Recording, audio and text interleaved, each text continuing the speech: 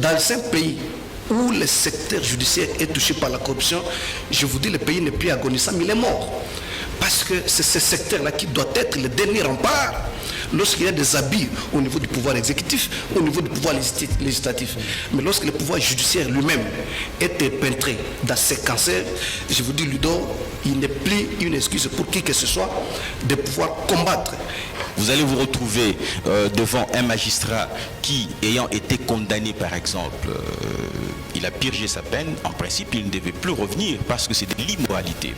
Okay? Mais vous allez vous retrouver avec ces mêmes magistrats-là, tout simplement parce qu'il aurait été parrainé par telle politique. En fait, ce sont les difficultés auxquelles nous sommes butés. Les politiques n'aiment pas la morale, mais il y a le bon sens de la morale. L'éducation. C'est-à-dire, nous devons former les gens dans un pays. Ces gens-là doivent être excellents. Et pour former les gens excellents par rapport à une éducation, c'est-à-dire comment standardiser notre système éducatif. La corruption est une maladie qui gangrène toute la société congolaise, à tous les niveaux.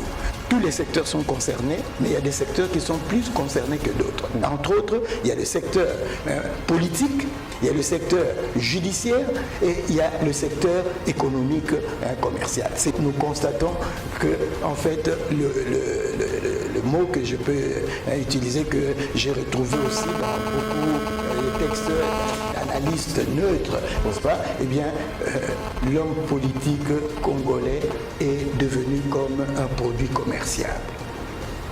On l'achète, on le vend. Merci d'avoir été 2 millions à nous suivre de partout. Aujourd'hui, nous avons parlé de la corruption en République démocratique du Congo et le remède.